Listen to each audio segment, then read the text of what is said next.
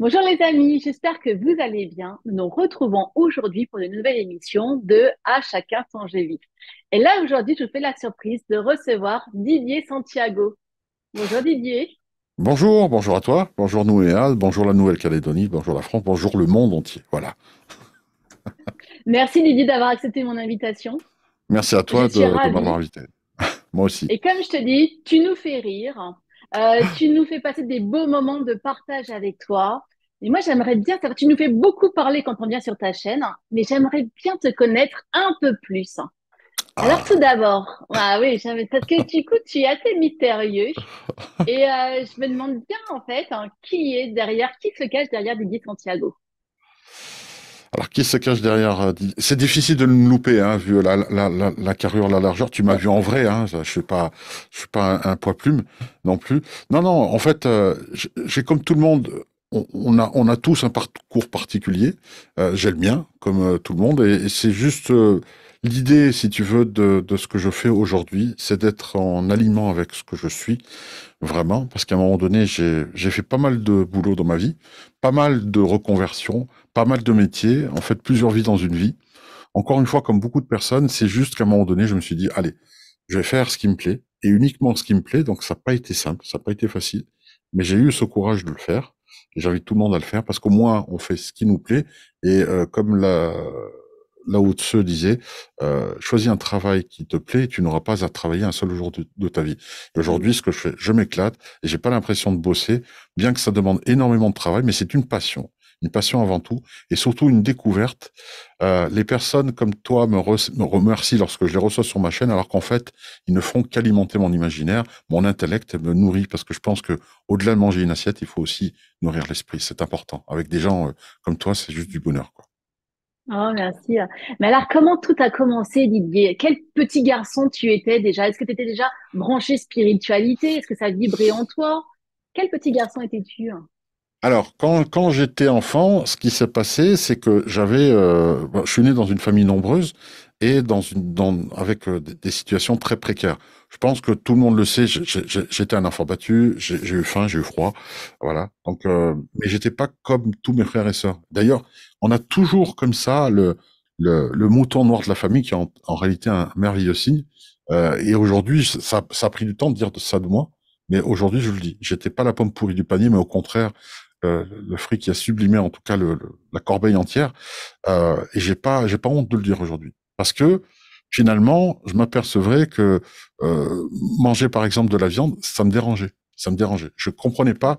Parce que lorsque je voyais une cuisse de poulet ou quoi que ce soit, pour moi, je voyais le poulet en train de gambader et qui était inerte là sur mon assiette. Et j'en pleurais. Et autour de moi, si tu veux, mes frères et sœurs n'arrêtaient pas de dire à mes parents, mais maman, est-ce que tu es sûr que t'as pas trompé papa parce qu'il est pas comme nous. Nous, on aime tous la viande et tout. Lui, c'est le seul, il est bizarre. Donc, tu vois, déjà là, je me questionnais. Ma mère me prenait par la main sur les marchés et quelquefois s'arrêtait et discutait. Tu sais, les discussions entre mamans qui disaient, voilà, ça a augmenté, t'as vu?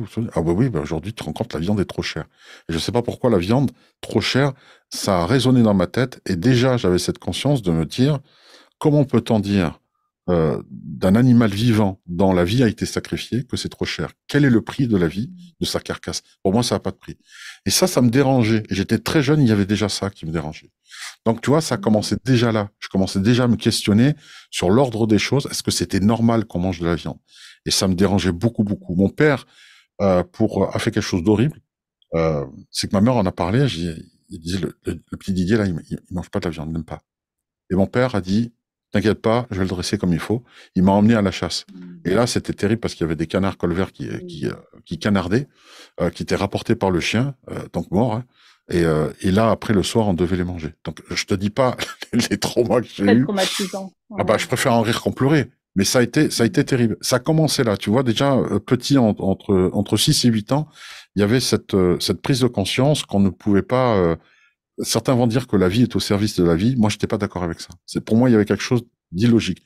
On peut pas prendre la vie de quelqu'un pour alimenter celle d'un autre, sachant que j'étais persuadé, instinctivement, à cet âge-là, qu'on pouvait s'en passer. Je savais pas comment, pourquoi, parce que j'ai pas la culture et tout ça, mais je sais que c'était possible. Voilà comment ça a commencé déjà. Déjà. Ouais.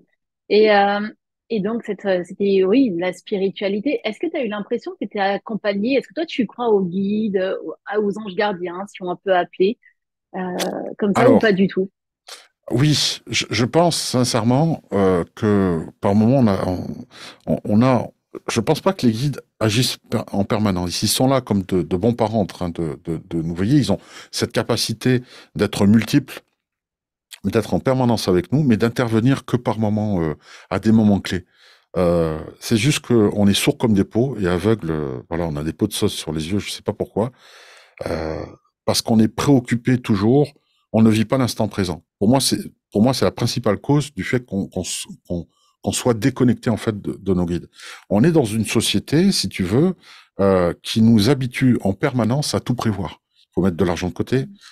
Pour les journées difficiles, il faut prévoir de payer le loyer, donc d'alimenter voilà, euh, le compte en banque sur lequel il y a le retrait du propriétaire si on est en location ou du crédit si on est dans sa propre habitation, et on prévoit même jusqu'à notre mort. Combien de fois tu as vu les parents dire à leurs enfants, et c'est normal, c'est de bonne loi, hein, je ne critique pas ça, c'est juste un constat, de dire, bon écoutez les enfants, vous inquiétez pas, voilà, je vous ai rien dit, mais ça fait 10 ans que j'ai pris un plan de prévoyance qui inclut les obsèques, ils sont payés, même la couronne, la gerbe et tout, etc., la gravure, le caveau, tout est payé, vous n'aurez rien comme ça, vous n'aurez pas de souci. Et comment te dire, quelque chose auquel les personnes tiennent à faire vraiment. Donc, ils se disent, voilà, comme ça au moins, je ne laisse pas ce souci et mes enfants ne seront pas dans la difficulté financière de dire, papa, maman est décédé, voilà, il faut que j'appelle les frères et sœurs, parce qu'aujourd'hui les familles sont très petites et donc le poids financier est important lorsque il y a un départ. Donc il y a même cette prévoyance jusque là, jusqu'à payer son trou, jusqu'à payer sa mort. Donc comment veux-tu à des personnes auxquelles la société tape dessus et incruste vraiment profondément dans leur esprit qu'il faut tout prévoir dans la vie, même à payer les études je te dis, jusqu'à la mort, c'est quand même pas rien de leur dire vivez l'instant présent. Bah, ils te regardent avec des yeux gros comme ça, en te disant non, mais attends, j'ai tout prévu. Oui, mais vis l'instant présent. Oui, mais je suis bien obligé de prévoir. Non, mais vis l'instant présent. Oui, mais tu comprends, il faut que je peux. Non, mais vis l'instant présent. Tu peux pas, ça marche pas. Il y a un antagoniste là-dedans, dans l'esprit. Il y a, il y a, il y a un bug. Il y a un bug qui ne fonctionne pas. Alors, je dis pas que c'est pas conciliable, mais on voit là déjà qu'il y a un malaise. Donc, une société malade qui ne fonctionne pas correctement, on peut pas lui demander d'avoir plus de conscience que l'inconscience qu'elle a actuellement. Voilà, moi, je pense que ce côté, je prévois tout, je fais tout, c'est avoir un surcontrôle sur la vie et ne pas laisser la surprise et le merveilleux intégrer nos vies. Ça, c'est très, très compliqué. Les guides sont là pour ça. Justement, pour nous dire, t'inquiète pas, aide-toi, le ciel t'aidera, c'est une chose. Mais on dit toujours que les guides sont là aussi pour voir à nos besoins au moment où il y en a besoin. Donc prévoir, Mm. c'est l'inverse du prévoir. Donc comment tu C'est faire veux qu'on reste confiance? connecté à C'est nous? faire confiance Oui, pour toi? c'est un manque de confiance parce qu'aujourd'hui on a trop misé sur le matériel, alors que justement tu t'aperçois que quand tu pars, on te demande quoi? On te dit dans les obsèques quelle musique vous voulez qu'on mette pour votre départ. Tu vois, des choses comme en fait tu t'aperçois que tu ne pars avec rien. Il y a rien que tu vas embarquer de l'autre côté. Et c'est curieux d'avoir ce paradoxe-là, de vouloir tout prévoir, de tout posséder, de tout contrôler, en sachant qu'au moment de ta mort, tout sera hors de contrôle et que tu ne posséderas plus rien, tu seras dépouillé de tout. C'est curieux. Et je crois dans cette leçon-là, quand on prend conscience de ça, c'est là, je pense, la clé de voûte pour essayer de capter comment on doit se connecter à ces guides. C'est déjà de lâcher prise sur le contrôle, lâcher prise sur tout prévoir. Et effectivement, on peut prévoir des choses dans l'immédiat. Demain, je vais aller travailler. Demain, je vais aller ouvrir ma boutique dans laquelle je travaille. Tu vois, pour parler que de moi, je sais que je suis présent dans la boutique parce que les gens aiment bien venir me rencontrer dans la Ah boutique oui. Curious. Mais au-delà de ça, je vais pas plus loin que le 24 heures. Je vais pas prévoir ma mort non plus. Et je pense que ça facilite le contact. Juste lâcher ça. Donc, le compromis, c'est de prévoir, mais à très court terme, pas à très long terme, et de vivre l'instant présent pour retrouver cette connexion. Même moi, je suis en travail là-dessus, hein, je te rassure. Je suis pas. C'était Donc, ça par la question. moment, Est-ce je que tu n'as capte. pas de peur? Est-ce que tu n'as aucune peur? Est-ce que tu Alors es oui, serein vraiment dans ton quotidien? non. Non, non, non. En fait, si tu veux, le lendemain, aujourd'hui, la société est construite de telle manière, étant donné que tout le monde fait ça, tu te retrouves un peu comme le mouton qui n'est pas de panurge, quitte un peu le troupeau, et t'as les chiens derrière je sais pas comment on a, Ouais, colis, bah, voilà, ceux qui sont oui, dressés, les chiens de berger qui te voilà. ramènent dans le troupeau, c'est ça? Voilà. Et ça, c'est la société, c'est l'administratif, c'est l'État, et c'est tous les autres qui te rappellent à l'ordre en te disant, mais attends, t'es inconscient, tu peux pas. Tu sais, c'est un peu comme tu dis, je vais me lancer dans l'art ou dans l'écriture. T'as vu la réaction des parents systématiquement? C'est oui, non, Ils mais ont peur. fais un boulot, hein, fais quelque chose de beau, après tu pourras faire ça. Donc, déjà, comment tu veux avec des parents comme ça qui n'ont pas confiance, qui nous mettent pas en confiance, qu'on ait nous-mêmes confiance? C'est pas possible. Donc, il faut devenir sa propre source et juste prendre conscience. Et ça, j'ai mis du temps à le comprendre, mais surtout à l'accepter. En fait, je l'avais vu beaucoup. C'est que même adulte, même lorsqu'on est parent, on est de grands enfants. Parce que quand tu vois le nombre de personnes dans les interviews, je pense que tu le constates aussi, Anne-Hélène, c'est quand tu vois les voyances et tout en direct avec des mamans qui ne savent pas du tout, ou des parents, des pères aussi, qui ne savent pas du tout et qui demandent de quoi sera fait le lendemain. Et tu t'aperçois souvent qu'ils s'attachent à quelques futilités, je suis désolé de le dire, mais c'est vrai. Je dis, sérieux, c'est ça qui les inquiète? Est-ce que c'est vraiment... Mais ils sont parents, en fait, et tu bugs. Il y a un truc qui... tu vois, en fait, la futilité de la demande qui est faite sur le fait d'être rassuré, et c'est ces gens-là qui doivent rassurer leurs enfants. Donc on est vraiment pas sage. Il y a vraiment un côté, comment te dire, immature, mais qui est global. Au niveau de l'humanité, hein, il y a une grosse immaturité. Donc compter sur une autorité parentale pour avoir une confiance, une sagesse et des conseils, faut pas compter dessus aujourd'hui. Parce qu'ils vont avoir leur propre peur, qui vont te teinter, C'est ça. être sur toi. Et l'idée, c'est de devenir ta propre source. Et là, la reconnexion est nécessaire, de se dire, OK, qu'est-ce qui est juste? Et là, tes guides ont une sagesse que aucun de tes parents n'auront. J'invite pas les gens à aller contre leurs parents, attention, parce que tout le monde va crier. Mais je pense sincèrement que oui, il y a qu'aujourd'hui, il faut retrouver confiance en nous à travers les connexions que l'on peut avoir. Parce que les êtres éternels que sont nos guides ont une sagesse qu'aucune vie ne pourra obtenir comme sagesse terrestre. C'est pas comparable. Pour moi, en tout cas, mon point de vue.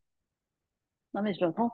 Après, c'est compliqué, tu sais, on veut tous être des bons parents. Même moi, j'ai Oui. confiance en la vie, j'ai confiance en mes anges.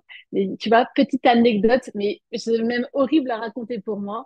Hier, un prof principal de mon fils, je parle souvent de mon fils, hein, c'est toujours le même dans mes interviews qui m'appelle. Oui, madame, oui, bon, bah, votre fils, s'il continue comme ça, il va être exclu. Il faut savoir qu'on vient de commencer la Ah, rentrée à Nouméa. La rentrée, c'est au mois de février. On est ah, seulement, tu vois, mi-mars. Et là, je me dis, purée, inquiétude et à la fois je me dis, j'interviewe tellement de personnes aujourd'hui sur ma chaîne qui me disent, Anne-Hélène, les études c'était pas pour moi.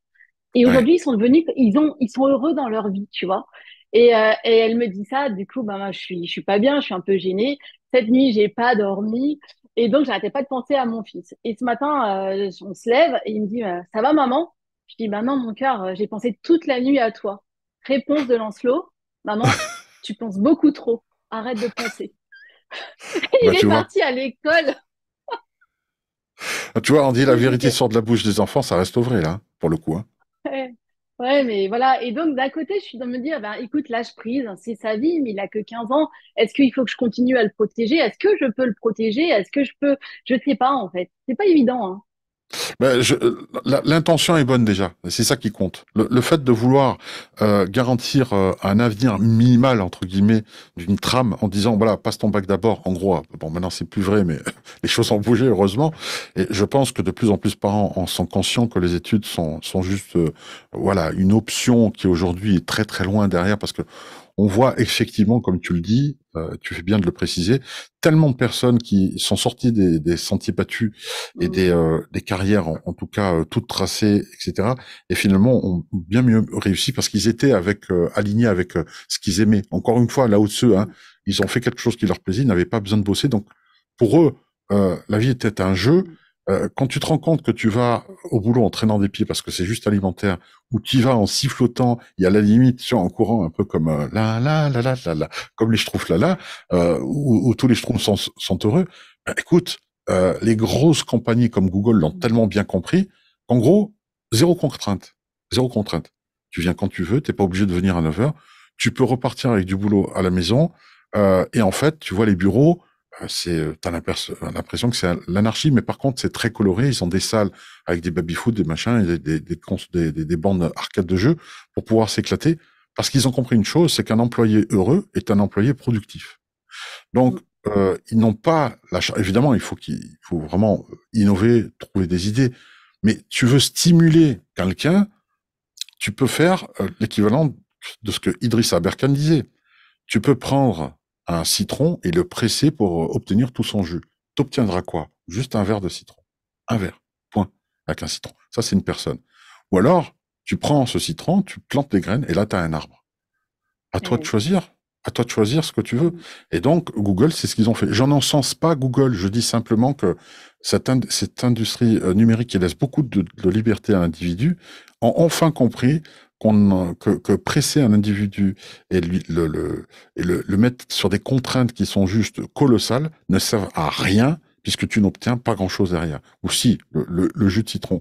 Mais une fois que le jus de citron est pressé, bah, ça donne quelqu'un qui est complètement asséché, c'est-à-dire du burn-out. Donc, tu peux le jeter et t'en prends un autre, soi-disant parce que c'est Ouais. remplaçable. Maintenant, ça marche pas comme ça aujourd'hui. Et je crois que les patrons, les patrons, tu vois, lapsus révélateur, les parents patrons de leurs enfants devraient avoir ce même état d'esprit. En tout cas, c'est l'une des rares bonnes choses que nous enseigne, si tu veux, par la démonstration, ces mastodontes de l'industrie du numérique comme Google. Ce nouveau mode managérial devrait être un exemple auquel les parents devraient s'inspirer, en tout cas. Parce que finalement, quand tu regardes au fond, ce que souhaitent les parents, c'est souvent ce que eux n'ont pas eu en projection sur leurs enfants. Moi, j'ai manqué de ça, j'ai Ouais. manqué de ça, j'ai manqué de ça, ou de ci ou de cela. Je veux que mes enfants aient cela. Sois à l'abri. Voilà. Et qu'ils puissent se garantir ça. Mais tu t'aperçois finalement, les gamins, plus tard, ils auront obtenu ce que toi, tu n'avais pas eu, mais vont te reprocher autre chose. Autre Donc, chose, ça c'est vrai. tu auras toujours droit à ton procès dans tous les cas de figure. Ça ne veut pas dire qu'il faut pas s'en occuper pour autant. C'est juste, Oui. il faut leur donner ce qu'il faut. Alors, on va parler du luxe. Bergson disait, alors, il disait de la valeur des choses, que le luxe est par nature dispendieuse. Elle est chère. Et si tu veux, sa valeur est bien au-delà de ce qu'elle représente réellement. Et finalement, tu t'aperçois que, en fait, elle t'apporte rien. Donc, ça coûte cher et ça rapporte rien. C'est ça qu'on veut pour nos enfants? C'est-à-dire qu'ils aient un confort de vie, vivre dans un luxe dispendieux qui ne leur rapporte rien. Voilà, en fait, une des clés de la déspiritualisation qu'il y a eu. C'est à chaque fois vouloir le meilleur pour ses enfants. Et aujourd'hui, on arrive à une déconnexion totale avec le grand Manitou et avec les grands Manitou que sont nos guides, etc. à cause justement de ce surconfort. Tu sais, c'est toujours pareil. Tu donnes tous les outils à quelqu'un, combien de fois quelqu'un dira si j'avais ceci, je ferais cela, si j'avais cela, je ferais ceci, etc., etc. Ben là, tu dis ok, tu veux dessiner, je t'achète les crayons les plus chers, voilà, de haute qualité, tu sais les Faber-Castell, etc. Mais les collections où tu as tous les nuances de Toutes les couleurs, où teintes. t'as ça, Ouais. voilà, toutes les teintes. Mais attention de la qualité du Comté, du Faber-Castell et compagnie. Tu achètes tout ce qu'il faut et une fois que la personne a tout, tu t'aperçois qu'elle remet à demain parce qu'elle sait qu'elle peut faire quand t'as vu, mais en fait elle n'en fait rien. Donc, c'est un peu pareil. Tu t'aperçois que c'est dans le manque que finalement la créativité naît, où tu te dis que finalement avec peut-être 12 crayons en couleur, les mélanges vont se faire, ça va être plus difficile, mais le mérite derrière de l'art, de l'œuvre, de ce qui va en sortir, tu vas dire, t'as fait tout ça avec que ça? En Waouh, partant de chapeau ça. bas. Voilà, Ouais. c'est ça. Tu vois, le confort et comment te dire, la surabondance de choses, nous met dans une forme de paresse qui nous empêche d'avancer. Donc je crois que si on prend en compte cela, on n'a pas besoin d'apporter plus que de raisons aux enfants. S'ils en bavent un peu, c'est pas grave, ce sont des rites, ça leur permet de cabosser un peu la caisse parce que voilà, au moins euh, ils n'arrivent pas avec une certaine naïveté où tout est beau, tout est rose. Ils comprennent déjà qu'il y a des combats à mener dans leur vie et ça passe par ça. C'est un entraînement pour affronter une vie qui est quand même une jungle, qu'on le veuille ou non. Euh, donc pour se reconnecter, je pense qu'il ne faut pas mettre non plus penser que nos enfants sont de la porcelaine. La preuve, nous, on a survécu. Nos parents ont survécu à la Seconde Guerre mondiale. Plus horrible que ça, il n'y a pas. Et pourtant, ils sont toujours là. Donc, quand on comprend ça, on arrive à relativiser et à se dire que finalement, laissons la vie faire un peu, privilégions la connexion à notre internet à nous, plutôt que de vouloir à tout prix leur acheter le dernier téléphone pour qu'ils soient connectés de plus en plus à Internet. Parce qu'en étant plus connectés, ils sont, eux, déconnectés de la réalité. Déconnecté. C'est le contraste qu'il y a aujourd'hui. Voilà. Mm. Didier, moi, j'aimerais savoir comment t'es venu l'idée de faire une chaîne. Donc, tu nous as dit tout à l'heure que tu avais fait beaucoup de travail différent. À quel Oui. moment tu t'es dit, tiens, je vais prendre une nouvelle orientation? Alors, j'ai pris plusieurs orientations et tu sais, je suis ce qu'on appelle un poissard. C'est-à-dire que, tu sais, avant l'heure, c'est pas l'heure et après l'heure, c'est plus l'heure. Et à chaque fois, j'ai voulu me mettre au fait des dernières technologies. Je suis technophile, je suis Verseau, donc très ouvert. C'est un signe d'air, curieusement. Tout le monde Verseau, on le voit verser l'eau. Il y a cette confusion de l'image qui est contradictoire, mais c'est bien un signe d'air et pas un signe d'eau. Et donc, on est très aérien de ce côté-là. Donc, on arrive à voir l'ère du Verseau, c'est l'ère de la progression. C'est pas tout bon dans tous les cas de figure. Hein. C'est pas tout rose parce que le transhumanisme aussi en fait partie de l'ère du Verseau. Donc, tout n'est pas bon à prendre. Moi, j'essaie de prendre le bon parti pris. Mais je me suis intéressé à l'électronique. Et puis, quand j'ai fini mes études en électronique, c'était la fin de la réparation. Les gens réparaient plus, ils jetaient, ils achetaient. Donc, avant même de commencer à avoir de l'expérience dans le métier, avec mon diplôme en poche, tout simple, tout frais d'électronicien, j'étais déjà obsolète, donc raté. Pareil pour l'infographie, pareil pour la 3D. Je me mets dans la 3D, Pixar sort Toy Story, et d'un coup, il y a plein d'infographistes 3D, alors que j'étais le seul au départ. Donc, tu vois, la rareté coûte cher. Je pensais vraiment devenir indispensable. Et à chaque fois, je me suis planté. J'avais la passion de la musique, j'étais ingénieur du son. Et finalement, à un moment donné où je déprimais, mais vraiment, vraiment, je me dis tout ce que j'ai fait n'a servi à rien. Et aujourd'hui, le fait d'avoir été infographiste, formateur webmaster, le fait d'avoir été ingénieur du son, le fait d'avoir été vidéaste, le fait d'avoir réparé un électronique, fait qu'aujourd'hui, je peux choisir les caractéristiques techniques pour avoir un joli studio, une belle image, un bon son, de pouvoir gérer un site internet. Tout ça a fait que ce que j'avais pris pour des échecs était simplement des étapes pour me préparer à ce que je fais aujourd'hui. Parce que ça me plaît vraiment. Et tout ça, c'est arrivé. Alors, tu vois, j'ai compris cette clé qui fait que rien n'arrive par hasard et tout est fait pour te construire. L'univers conspire à ton bonheur. Donc, à chaque fois que tu as un échec, et c'est juste de l'intégrer comme étant quelque chose, de dire, OK, ça ne marche pas, mais c'est parce que ça va me servir plus tard. T'inquiète, ça va venir. Un morceau de Donc, puzzle, un petit peu quelque part, des c'est petits ça. morceaux de puzzle, jusqu'à ce que Hein. ça vienne s'intégrer et ça forme un puzzle. T'as tout Ok. compris. T'as tout compris. Aujourd'hui, je vois l'ensemble du tableau. Ça a pris du temps. Il faut juste prendre en considération que de l'autre côté, et tu le sais, c'est pas toi que je vais l'apprendre ça, mais il n'y a pas la notion de temps. La notion de temps n'existe pas.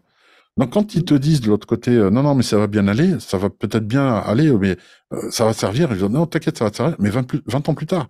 Mais ça, ils te le disent pas. La temporalité Ouais. n'ayant aucune importance, ils te précisent pas ça. Donc, moi, il y a 20 ans de ça, j'ai plus de 20 ans, il y a 30 ans, je faisais de la vidéo, je voyais pas l'intérêt. Une petite voix me disait, ça va te servir. Ça me sert 30 ans après. Mais ils ont oublié de me dire, pendant 30 ans, il y allait avoir un jet lag énorme sur lequel j'allais faire plein d'autres choses qui allaient tout aussi me sembler aussi inutiles, mais qui allaient trouver son sens par la suite. Tu sais, c'est un peu comme tu regardes un thriller, voilà, un film avec des indices, tu sais pas qui est le coupable, et c'est à la fin qu'on comprend tout le Tu comprends tout. dénouement. Ah oui, d'accord. Mais tout le film a été nécessaire. Si on te montre que la fin pour dire bon bah comme ça tu sais qui. Il y a plus de jeu de vie. Il y a plus ce besoin d'évoluer. Ça fait partie de ce que l'on doit traverser. Et c'est surtout que la chaîne a été créée parce qu'il y a 28 ans de ça, mon frère s'est suicidé en 1996. L'Internet était à peine naissant. Pour te donner une idée, YouTube n'existe que depuis 2005 et propose, je crois, de faire des directs que depuis 2011. Avant, on pouvait juste uploader des vidéos. Donc, à l'époque, je cherchais le sens, pourquoi il est décédé, pourquoi il s'est tué, pourquoi la vie a fait que il n'avait aucune chance. Hein. Je vais pas raconter encore une fois de plus, mais en gros, si tu veux, le soir où il s'est suicidé, on est 7 enfants plus ma mère, il est allé quand même taper à la porte de 7 maisons différentes avant de commettre l'irréparable. Donc, et ce soir-là, comme par hasard, alors que, je veux dire, c'est un trou de gruyère, c'est autant trouver une meule sur lequel il y a un trou intégral de part en part. C'était ça. C'était le boulevard pour qu'il aille se tuer. Mais vraiment. Parce qu'en réalité, tu t'aperçois qu'il a toqué à toutes les portes. Tout le monde avait aquaponé ce soir-là. C'est le soir, hein. Tout le monde était sorti. Ma mère, qui ne sort jamais et qui sort peut-être une fois par an, est sortie ce soir-là. Le soir où il s'est tué. C'est la dernière porte auquel il a tapé. Il est évident, quand tu observes ça, que c'était écrit, il devait commettre l'acte, il devait partir, c'était son heure. Mais simplement, j'ai essayé de trouver qui, en fait, organisait ces scénarios extrêmement complexes, si tu veux, de faire en sorte que tout le monde était occupé ce soir-là, etc., pour que le destin s'accomplisse, aussi funeste soit-il. Et là, j'ai commencé à me questionner, et donc Internet n'existait pas. Un livre, j'étais pas écrivain, les éditeurs ne prenaient pas aussi facilement qu'aujourd'hui, il y a plein de choses comme ça. Donc, quand la technologie était suffisamment prête, c'est en 2015, je me suis dit, allez, aujourd'hui, je vais prendre mon courage de main, j'ai pu alchimiser et à répondre à toutes les questions de mon frère. Maintenant, je vais faire profiter de cette expérience de recherche personnelle sur l'invisible et certaines règles, même s'ils sont ineffables. Je vais voir, je vais en faire profiter tout le monde en invitant des personnes comme toi, comme d'autres, pour parler de cet invisible, afin que chacun puisse en tirer un enseignement et de se dire, eux aussi, s'ils perdent un être cher, eh bien, trouver du sens à cette perte, le pourquoi du comment ça s'est fait, et qu'il y a des règles qui, quelquefois, nous échappent, mais qui nous dépassent, qui dépassent vraiment le simple cadre de la famille, de l'individu. Il y a des destins comme ça qui sont gâchés, qui sont sacrifiés pour une plus grande cause que juste la famille. Moi, je sais que par effet de domino, la mort de mon frère, ce qu'elle a bouleversé, elle a changé nos vies à jamais. C'est-à-dire qu'il fallait cet électrochoc-là pour qu'on voit la vie autrement. Et il fallait pas moins que ce drame-là pour qu'on puisse s'ouvrir enfin, qu'on ouvre nos cœurs bizarrement, alors qu'ils s'étaient fermés sur le moment. Mais c'était que provisoire. C'était que provisoire.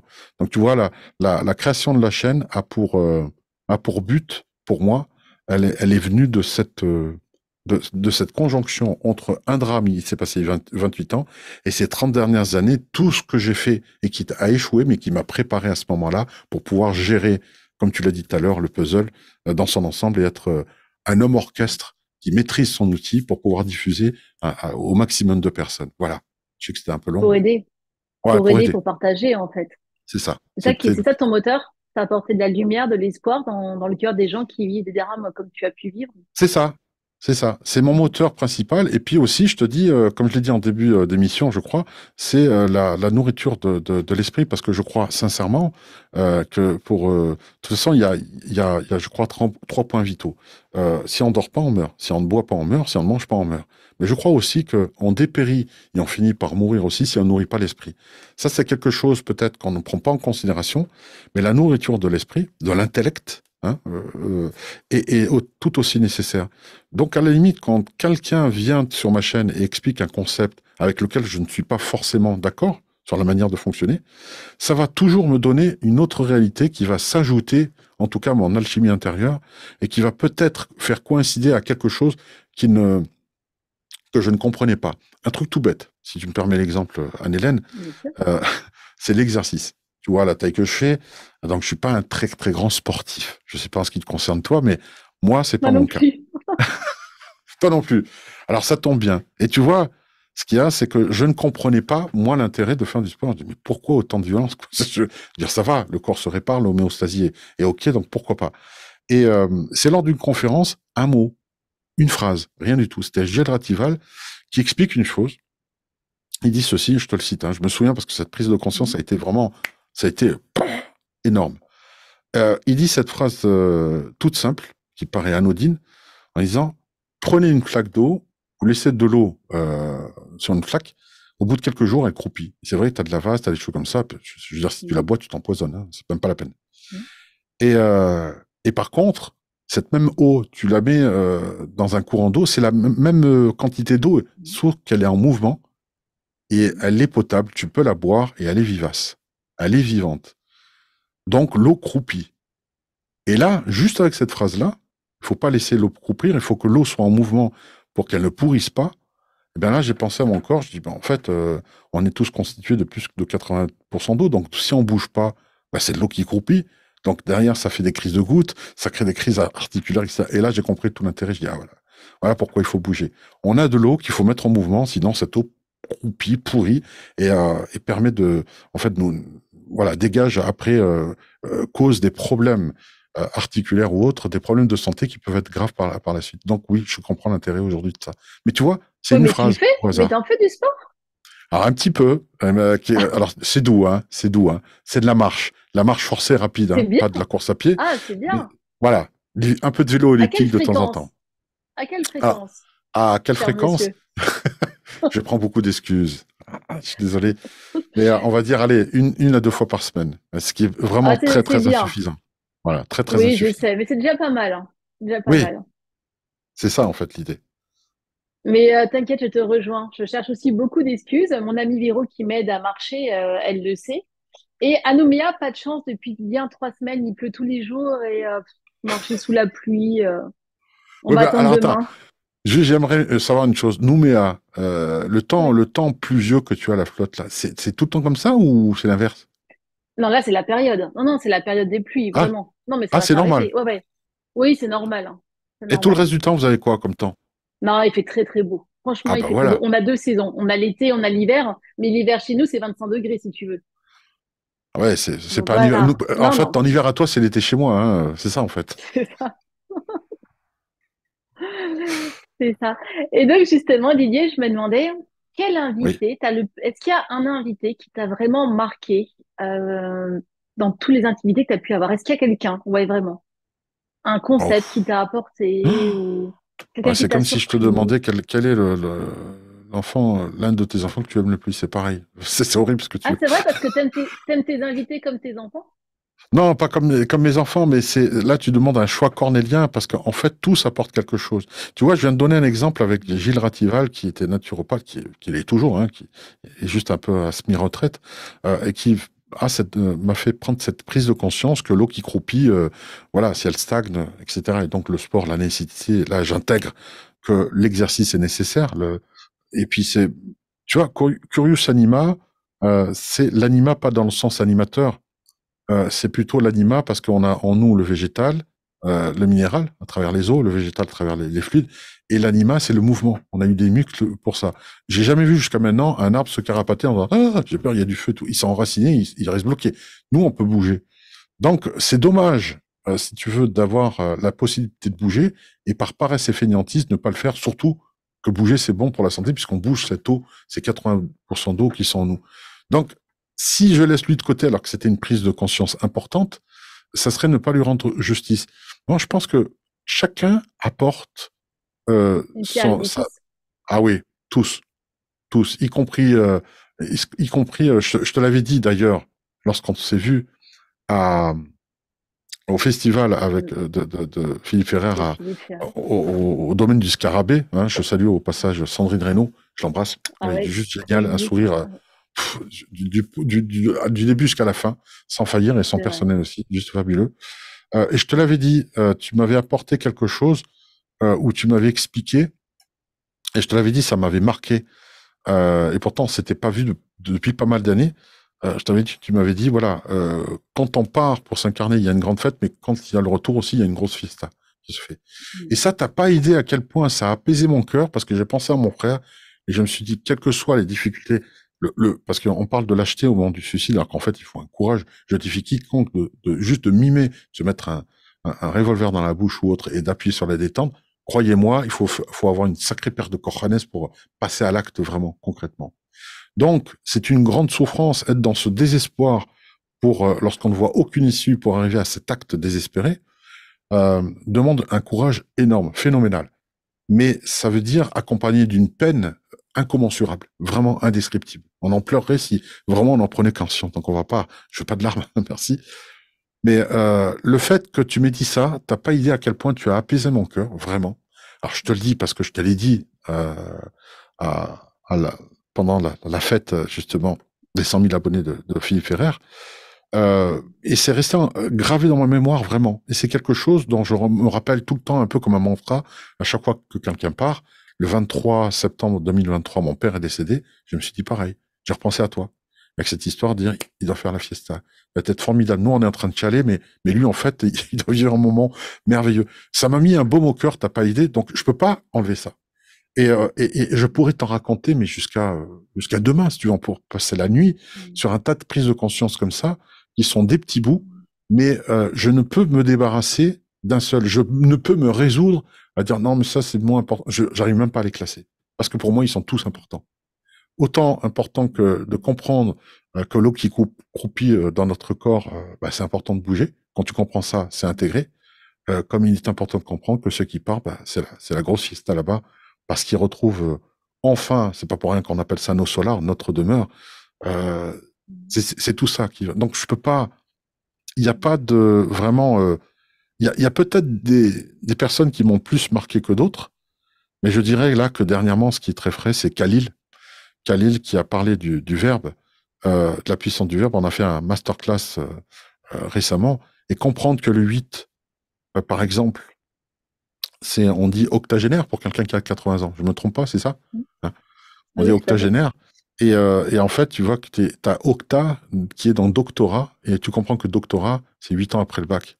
8, octa, Ah, doctorat. Tu vois, il y a ça. Donc tu comprends l'esprit des mots, et tu comprends leurs racines. Ça, c'est un exemple. On s'est régalé. Et tu sais ce que j'ai comme habitude, moi? Je vais te le mimer pour que tu comprennes, mais juste comme ça. J'allais être comme un chien. Et j'ai prévenu le public. J'ai dit, si vous me voyez halter comme ça, c'est qu'en fait, je suis en exaltation. Je suis juste dans un bonheur. Je jubile. Je suis dans une béatitude. Et moi, ma béatitude, c'est, je suis comme ça. Tout le long de l'émission, j'étais vraiment, mais alors, aux anges. Ce bonheur que m'apporte Khalil, tu veux quoi? Que je dise, non, c'est pas important de savoir ce que c'est que doctorat. Non. Tout est important. Je te dis, la c'est nourriture de très l'esprit. riche. Ah ouais, c'est Ouais. énorme. C'est énorme. Donc, il n'y a pas, il y a pas de, j'ai pas d'invité plus qu'un autre, mais Mm. il y a des prises de conscience importantes et elles sont toutes précieuses à mes yeux. Vraiment, vraiment, sincèrement. Et du coup, est-ce que tu penses que les invités que tu reçois, c'est toi qui les choisis ou au plus au contraire, c'est plutôt tes guides qui te les envoient pour justement continuer à alimenter ton puzzle? Il y a un peu de tout. Il y a un peu de tout parce que je crois qu'il y a des épreuves qu'on doit tous traverser. On peut pas avoir une vie lisse. Donc effectivement, il y a des personnes qui me sont imposées par la vie. Et c'est des choses très simples, hein. Il faut être attentif aux signes. Quand tu vois quelqu'un qui passe dans ton flux, ok, Facebook, tu changes de réseau, tu vas sur YouTube, t'arrêtes pas de voir. Et puis quelqu'un t'en parle. Et puis t'as Philippe Perret qui m'appelle, qui me dit, tu sais, un gars là, je l'ai invité, oh, tu devrais le faire, il est génial. C'est qui? Et j'anticipe, je dis, c'est un, comme tu le sais. Ok, j'ai compris, j'ai entendu le message. Quand ça vient de manière insistante comme ça veut dire, il faut que tu fasses cette personne. Donc je vais la faire. Des fois, c'est l'équipe. Des fois, c'est Christine qui me dit, bah, écoute, j'écoute cette personne, je la suis depuis 3 ans, elle est vraiment intéressante. Et là, il y a quelque chose qui me dérange chez la personne. Et j'ai pas envie. J'ai vraiment pas envie. Et là, je dis à Christine, non, non, j'ai pas envie. Et à un moment donné, je réfléchis, elle insiste pas, elle me dit, bon, ok, elle passe. Et je prends quelques minutes pour me dire, si elle me dérange, c'est qu'elle appuie sur quelque chose qui m'embête à moi. Donc, Ouais. c'est quelque chose que j'ai à travailler. Et là, je reviens, je me ravise et je dis non, mais contacte-la, envoie-lui un email, on va voir avec cette personne ce qu'on peut faire, dans quel angle on peut l'interviewer, il n'y a pas de souci. Et je le fais parce que finalement, c'est ça aussi. On vit dans un monde, si tu veux, où on essaie d'effacer les contraintes. La nouvelle lubie aujourd'hui, par exemple, de l'éducation nationale, c'est il ne faut rien imposer à l'enfant. Il faut que l'enfant sorte, son savoir sort de nulle part comme ça. Tu sais, moi, à mon époque, il faut savoir que pour ne pas stresser les enfants, les étudiants, on avait le droit de fumer en classe. Hein, et c'est arrivé. Ça paraît lunaire ce que je suis en train de dire, mais ça a été vrai. Mm. Je suis juste arrivé le jour où la loi est passée. J'arrive au lycée et le prof me dit, je sais que la loi est passée, mais chez moi, fumer, c'est même pas la peine. Hein, c'est payé. Évidemment, il y a eu une espèce d'autopolice qui a fait que on s'est dit, bon, il y avait toujours des camarades qui disaient, ne fume pas parce que moi, ça me dérange. Ah non, mais il n'y a pas de souci, on attendra la récréation. Puis, fumer, c'était contredire l'autorité. Donc, une fois que c'était autorisé, il n'y avait plus d'intérêt à fumer. Donc, c'est une loi qui n'a pas vraiment marché et qui a été enlevée. Mais quand on y pense, si tu veux, aujourd'hui, on voit bien qu'il y a un lissage, un effacement des contraintes. Et si on efface les contraintes, à un moment donné, comment tu veux derrière avoir du respect pour quoi que ce soit, ou pour avoir même honoré le sacré? Mm. Parce que c'est une contrainte, entre guillemets. Il faut que ces contraintes soient là pour qu'elles deviennent un plaisir, comme le sport. Au départ, tu forces parce que t'en baves, mais une fois que tu fais quelques pompes, etc., et que tu t'habitues, à un moment donné, c'est le corps qui demande et qui a besoin. Donc, de la même manière, j'essaie de m'imposer cette hygiène de dire que quand il y a quelqu'un qui me dérange, c'est qu'il y a forcément quelque chose que cette personne va m'apporter. Et en général, ça trompe pas. Voilà. Donc, c'est un peu de tout. C'est l'équipe, c'est des recommandations, c'est les signes de la vie. Et c'est un peu moi aussi qui me secoue quelquefois de dire on peut pas faire que ce qui nous arrange et que ce qui nous plaît tout le temps. Parce que quelquefois, le fait de faire quelqu'un que tu n'avais pas prévu ou que tu ne souhaitais pas faire, bah, finalement, c'est là que Christine me rappelle alors l'interview n'était pas si mal que ça, cette personne. Je dis oui, tu as raison. Voilà, c'est ça. Donc, oui, ça vient un peu de tout. Et en général, il n'y a pas de mauvaises interviews. Là aussi, je sais, ça peut paraître très lisse, hein, ce que j'ai dit depuis tout à l'heure. Hein. Non, pas du tout. Non, non, au contraire. Il y a une belle complicité entre toi et Christine. Un travail d'équipe Ah tous les oui, deux. ah oui, oui, c'est un travail. Ah oui, je ne peux pas me passer de son avis parce qu'elle est hyper intuitive. Mais vraiment, vraiment, quand elle sent les choses, euh, elle se plante pas très souvent et même quand elle se trompe, c'est pas une erreur parce que encore une fois, si on tombe et c'est arrivé très peu en 10 ans. Allez, on a clashé peut-être avec 3 personnes, avec trois ou quatre individus, c'est pas énorme non plus. Sur les milliers d'interviews que j'ai fait, tu vois que le taux de réussite, enfin, tu vois bien qu'on n'est pas méchant du tout, on mord pas, on est plutôt mordu. Des personnes mangent, mordent la main de ceux qui leur tendent la main. Hein. Ça arrive malheureusement. Mais le peu de personnes là qu'on a rencontrées, je te dis, hein, c'est 3 ou 4 personnes, c'était nécessaire qu'on passe par là, peut-être pour avoir une plus grande vigilance, comme une piqûre de rappel. Et c'est aussi de nous rappeler que l'être humain, chaque personne est un univers, et les univers sont complexes. On peut pas tout éviter. On peut pas tout. Ça peut pas être parfait. La vie n'est pas lisse. On peut pas avoir que des super invités. Quelquefois, bah, il y a des accidents de parcours qui sont. C'est pour ça que je ne cesse de dire que moi je propose, d'accord, une invitée. Après, à chacun dans le Bien public sûr.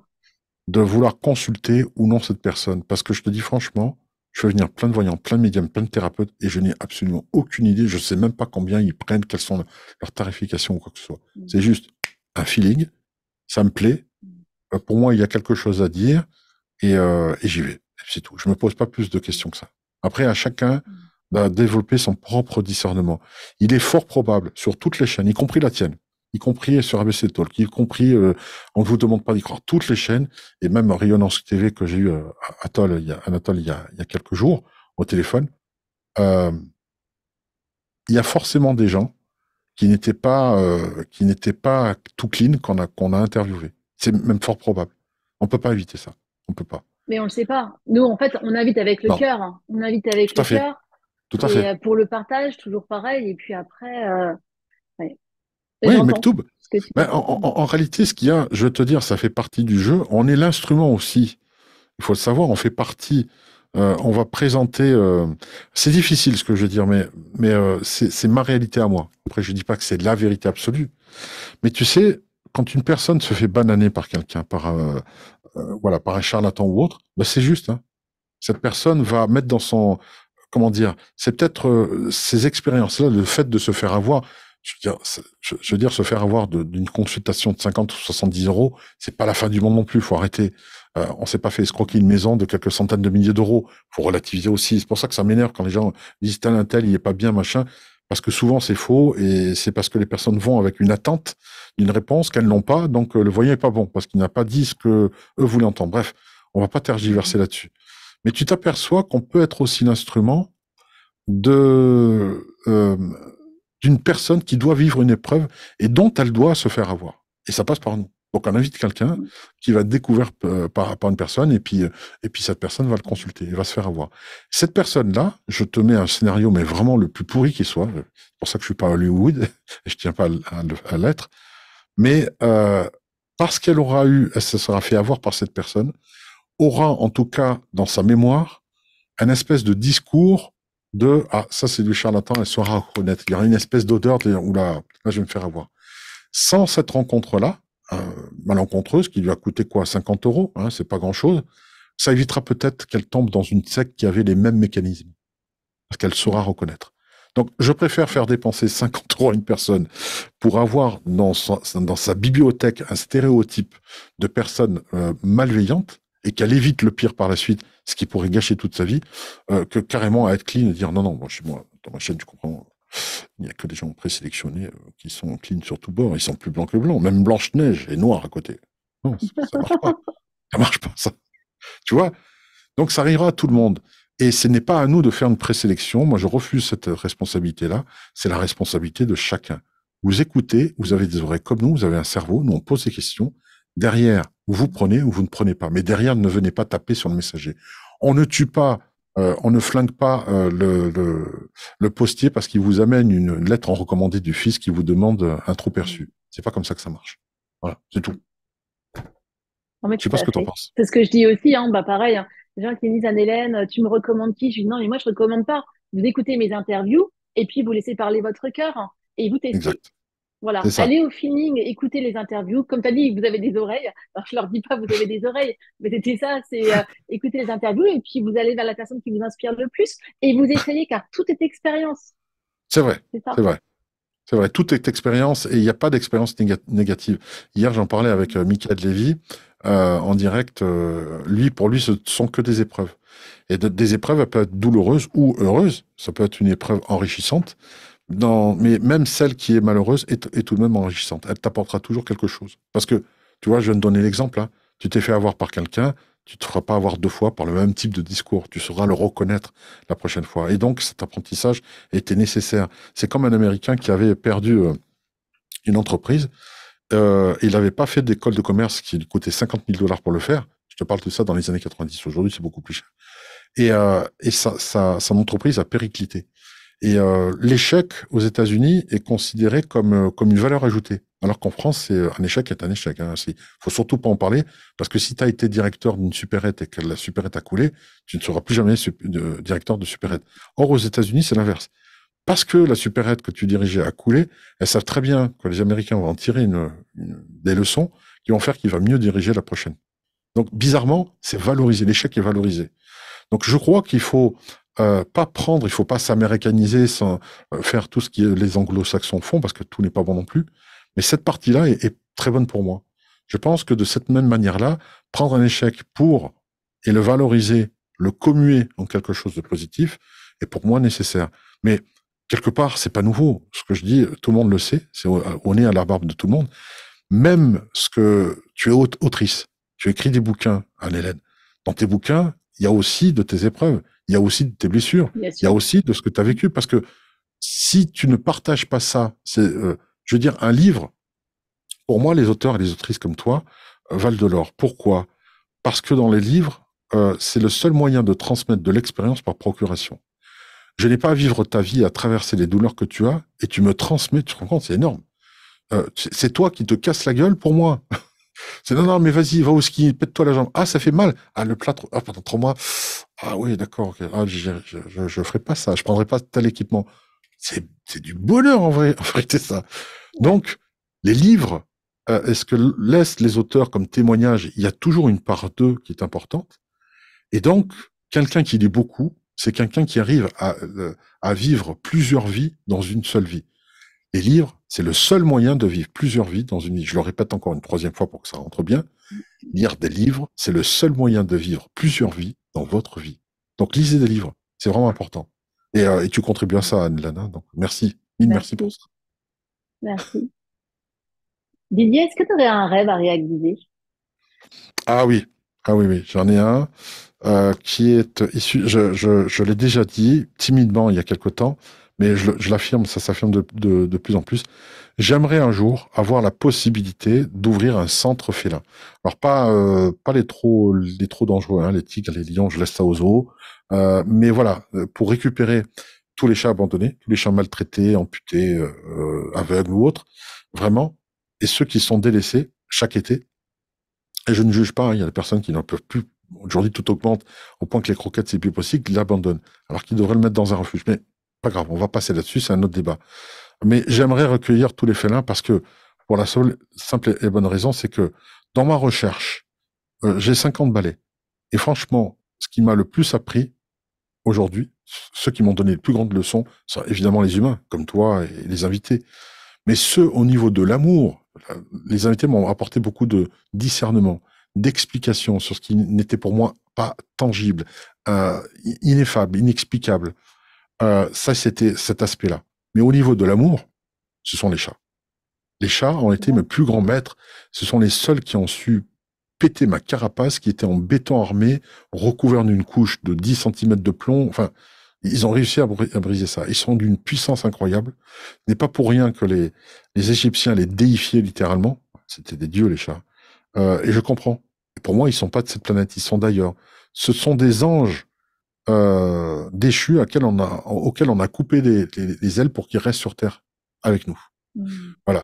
Donc, oui, mon rêve, c'est ouvrir un centre pour récupérer et puis avoir de riches mécènes qui financent la chose. J'ai pas envie de faire voilà une entrée payante pour que les gens regardent un savannah, à quoi ça ressemble, etc. Non, c'est Oui. joli. Oui, de temps en temps, quelques portes ouvertes. Mais vraiment que ce soit financé pour eux, pas pour me pavaner et pour dire, voilà, j'ai sauvé des gens, je m'en fous. C'est vraiment ouvrir un centre pour trouver tout type de félins, parce qu'ils ont cette énergie, que ce soit les pumas, que ce soit les lynx, que ce soit les chats sauvages, les savannas, tout ce que tu veux, eh bien, ils ont cet amour inconditionnel qui, contrairement au chien, le chien, quand tu l'appelles, il vient. Le chat, il vient quand lui, il a vraiment envie de te donner de son Mm. affection. Quand il t'apporte cette affection, elle est juste sans borne, quoi. Ça ronronne, c'est juste formidable. Donc oui, j'ai un rêve. Ouvrir un centre félin. Ça, C'est c'est mon plus grand magnifique, rêve. hein. Ouais, C'est magnifique. j'adorerais. Et tu vois, à J'adorerais. la maison, on a 4 chats. Et j'avais pas Ah, compris, j'adore les chats. Mais depuis toute petite, j'ai une passion pour les chats, mais sans comprendre justement pourquoi. Et effectivement, en me disant, bah, tu vois, un chien, c'est beaucoup plus dévoué, beaucoup plus loyal qu'un chat, parce ouais. qu'un chien, tu l'appelles, il arrive. Le chat, non. Mais je peux pas t'expliquer cet amour que j'ai pour les chats. Et il y a pas longtemps, on en a un de la maison qui est parti se promener, mais j'ai cru qu'on l'avait perdu. J'étais vraiment malheureuse. Et quand il est revenu, enfin, quand elle est revenue, je crois que j'ai compris qu'elle partait un petit peu chez les voisins. Hmm. Écoute, je l'ai vécu, mais comme un abandon. Je lui ai parlé, je t'assure, je lui ai dit, Raya, je suis malheureuse.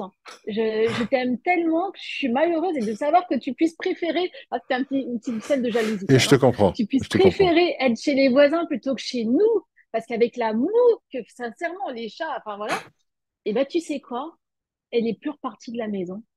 Elle a entendu ton Elle appel. est, ouais, c'est rigolo, hein. Et j'ai dit aux enfants, je leur dis, regardez, Raya, depuis que je l'ai partie, elle part plus chez les voisins, elle reste avec nous à la maison. Ah, mais Voilà, ça, c'est c'est, fabuleux. Ah, mais c'est fabuleux. Ton histoire est touchante parce que il faut juste ajouter ça pour ceux qui ne le savent pas. Euh, les chiens, en fait, se sacrifient pour leur maître. C'est-à-dire, c'est pour ça qu'ils meurent de maladie, ils absorbent tout. Et ils ne dorment pas sur les nœuds, ils dorment à côté des nœuds. Si vous prenez une antenne de Lob Hartmann, si elle dévie sur un point, là, les chats aiment dormir dessus, alors que les chiens, pas du tout. Mais ceci étant dit, ils prennent leur maladie et ils meurent de cancers divers et variés, souvent à un endroit délicat que je ne vais pas citer sur ta chaîne, pour éviter de te faire striker, mais ils meurent souvent de ça. Donc, c'est eux qui meurent. Alors que le chat, lui, est capable de donner de sa personne sans pour autant être dans le sacrifice, sauf à des cas rares, hein. Mais par contre, alors je le dis parce que non seulement je l'ai compris moi-même, mais j'en profite de cette audience pour le dire aussi. Quand un chat ronronne sur toi, t'as remarqué, je sais pas si t'as remarqué, ça ronronne, et d'un coup ça part très rapidement. T'as remarqué ça? Il saute. ouais, Est-ce que ouais, tu sais pourquoi? non. En fait, ce qu'il y a, c'est qu'ils nous soignent, c'est un soin qu'ils nous font. Ils sont Mm. sur nous, ils absorbent tout ce qui est négatif, d'accord? Et à un moment donné, quand ils ont le trop-plein, qu'ils sont chargés à bloc, au lieu d'exploser, ils préfèrent partir. Et c'est pour ça qu'ils demandent insistamment de sortir dehors, c'est parce que c'est pour vider. Ce sont des nettoyeurs Mm. naturels. Ils sont là pour t'harmoniser. Tu vois ce que je veux dire? Mais ils vont pas se sacrifier. Ils vont être des pompes, des éponges comme ça, ils vont Mm. prendre le négatif. C'est pour ça qu'ils sautent. À un moment donné, ils font, pouf, tac, ils sautent, ils partent. C'est parce qu'ils sont pleins. Ils peuvent plus en prendre davantage.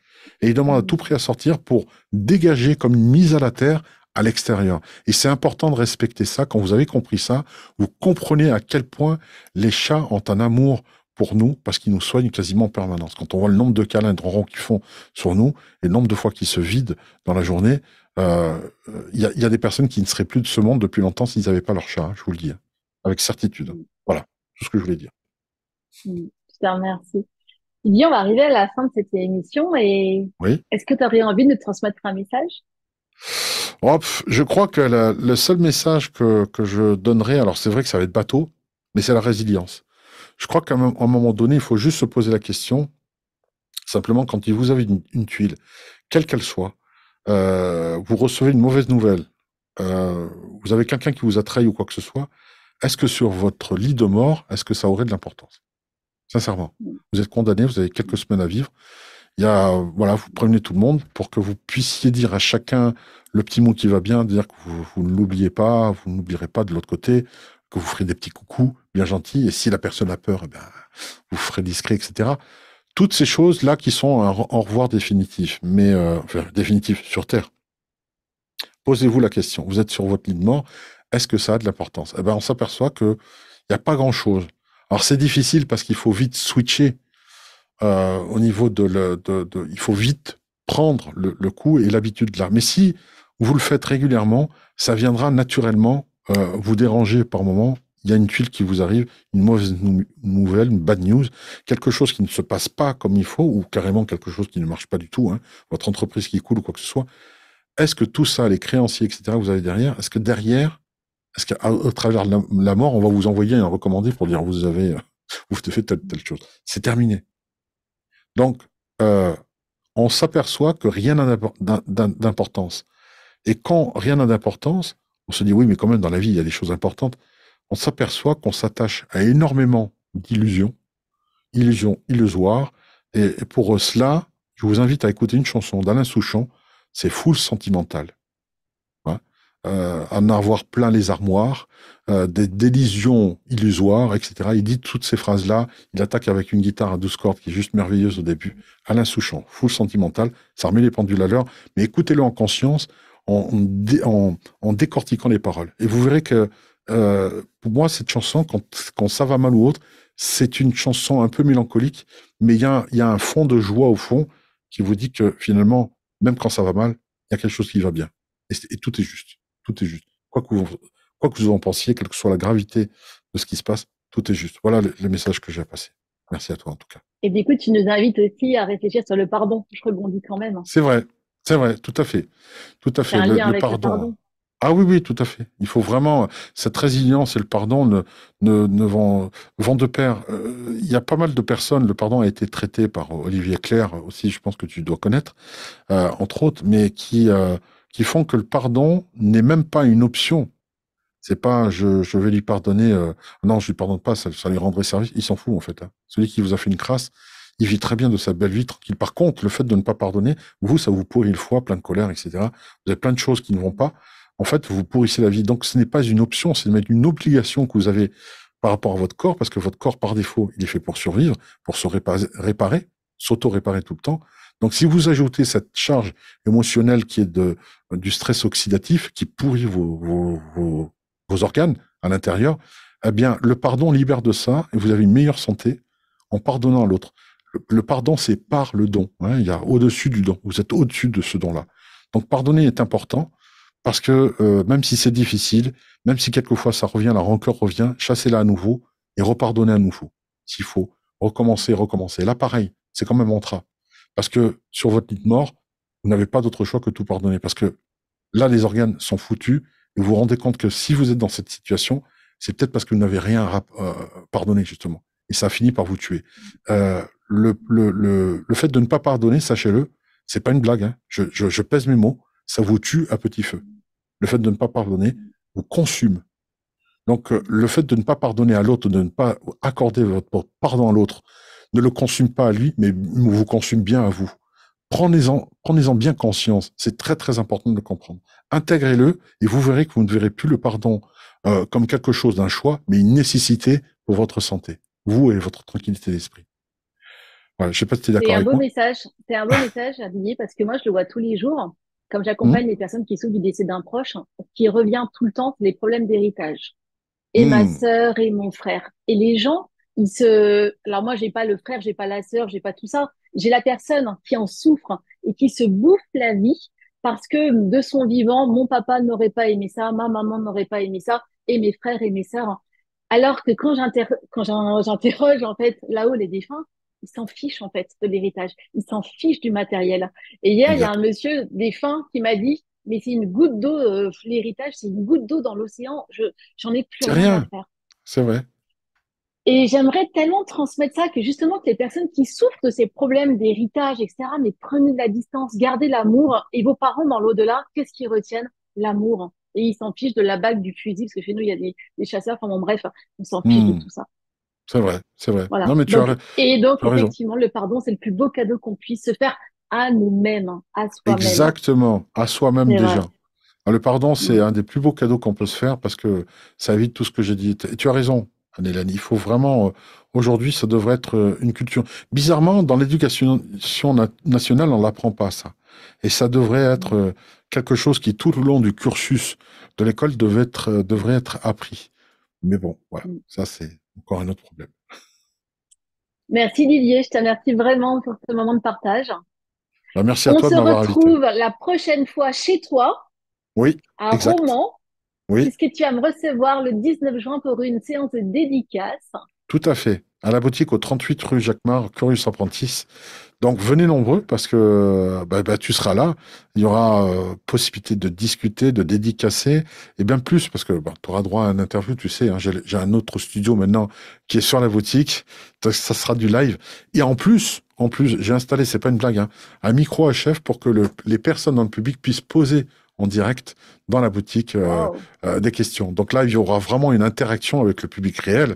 Donc, le 19 juin, venez vraiment nombreux à la boutique Curious Apprentice, 38 rue Jacquemart, où il y aura Anne-Hélène Gramignano pour justement Un beau parler moment de peut-être. partage. Ah, ça va être fabuleux. Ça va être fabuleux. J'ai hâte, en tout cas. Ah ben moi aussi. Merci beaucoup. Les Merci. amis, comme d'habitude, je vous embrasse très très fort. Je vous dis à très bientôt pour une prochaine émission. Au Didier, revoir.